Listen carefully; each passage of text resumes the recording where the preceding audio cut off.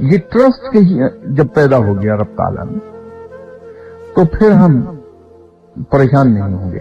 اس کی میں ایک مثال آپ کو دے سکتا ہوں اپنی روزمرہ زندگی سے.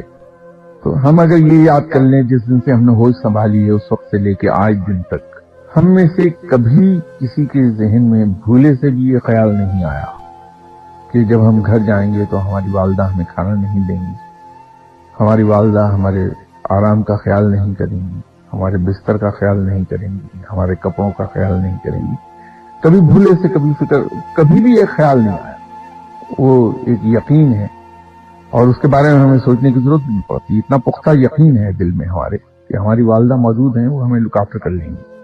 اور نہ کبھی ایسا ہوا کہ ہم میں سے کوئی اپنے پڑوس میں گیا ہو یہ کہنے کے میری والدہ کے پاس سفارش کرو کہ مجھے کھانا دے دیں.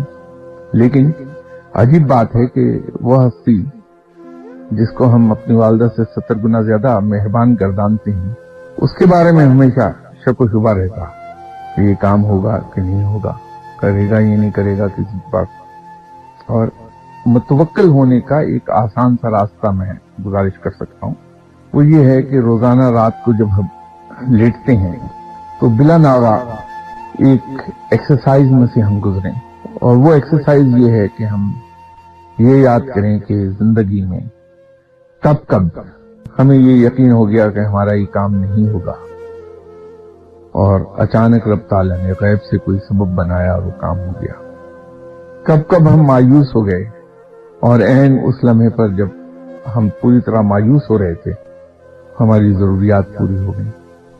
کب کب ہم نے یہ سمجھا کہ ہماری یہ جو ضرورت آن پڑی ہے اچانک یہ ہمارے وسائل سے کہیں باہر ہے اور اس کا کہیں سے کوئی بندوبست نہیں ہو پائے گا.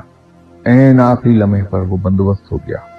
یہ ایکسرسائز ہم روز کرتے چلے جائیں. 1 ہفتے 10 دن کے بعد ہی آپ اپنے اندر ایک حیرت انگیز تبدیلی دیکھیں گے کہ رب تعالیٰ کی ربوبیت پہ یقین آنے لگے گا اور انسان آہستہ آہستہ متوکل ہونے لگتا.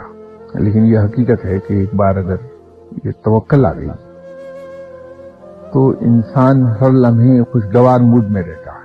اس کی طبیعت میں ایک عجیب سی سرخوشی رہتی ہے, بڑی گرمجوشی پیدا ہوتی ہے اس کی آواز میں, اس کی حرکات میں, جو ہر ایک کو اچھی لگتی ہے. کیونکہ انسان کے اندر چڑچڑا پن اور غصہ اس وقت آتا ہے جب انسان میں مایوسی اور ناکامی کا غم پلنے لگتا تو انسان شارٹ ٹیمپر ہو جاتا اور شارٹ ٹیمپر ہونے کے نتیجے میں بہت سی قباحتیں پیدا ہوتی ہیں.